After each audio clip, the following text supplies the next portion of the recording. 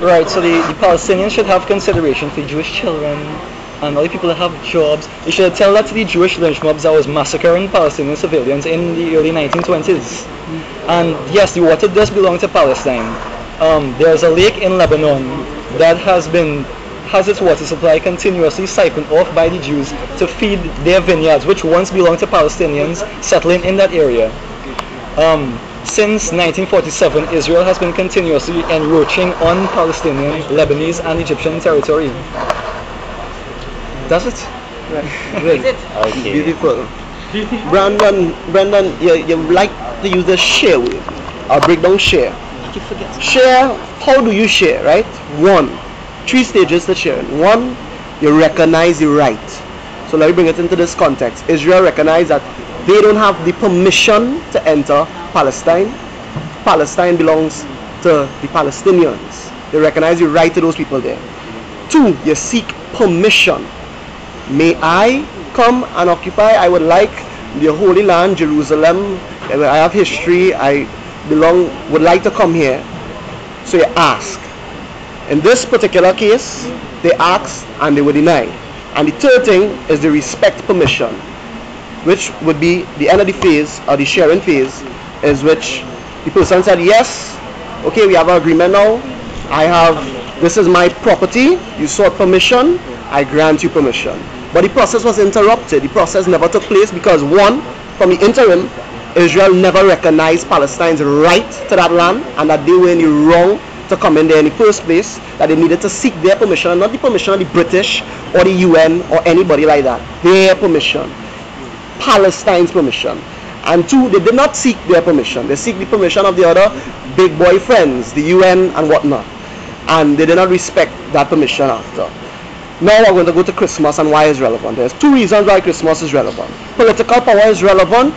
If it is they could change something as Christmas and call it Xmas, it says something about their political power, the Jewish people, and 2, it says something about their attitude. Attitude is fundamental. Coca-Cola has nothing to do with this war, but the attitude displayed by the companies that own Coca-Cola, the Jews, that has everything to do with this war, because attitude is the oppressive attitudes that we're really dealing with here as an issue.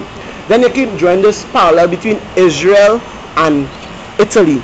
Italy was conquered by Hitler. Was Palestine conquered by Hitler? No, Palestine was never conquered by Hitler. So Italy, or the area that was Italy, was open to be shared after the war. Palestine remained in the hands of the Palestinians for over 1,000 years. It had no opening where it is they had to redistribute the land. So it's a false example, it's a misleading example to compare Israel to the other, to Italy and other places where they share land.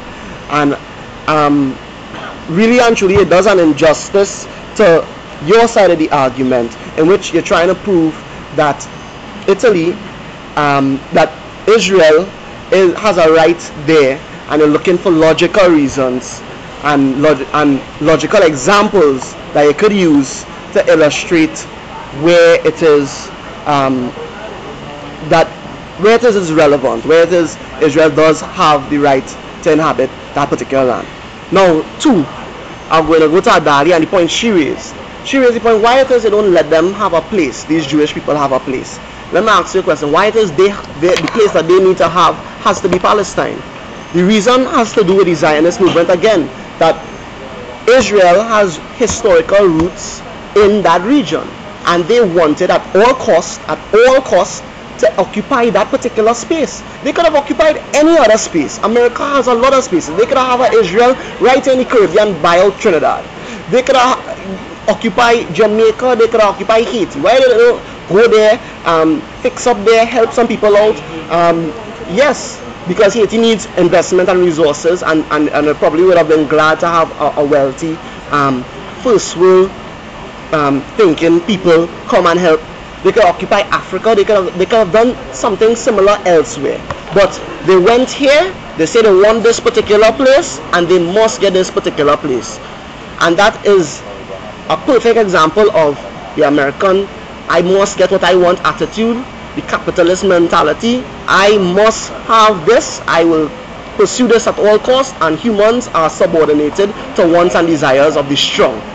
So Israel, according to the dismantling of your argument so far, Time up. is unjust and are the oppressors in this particular instance.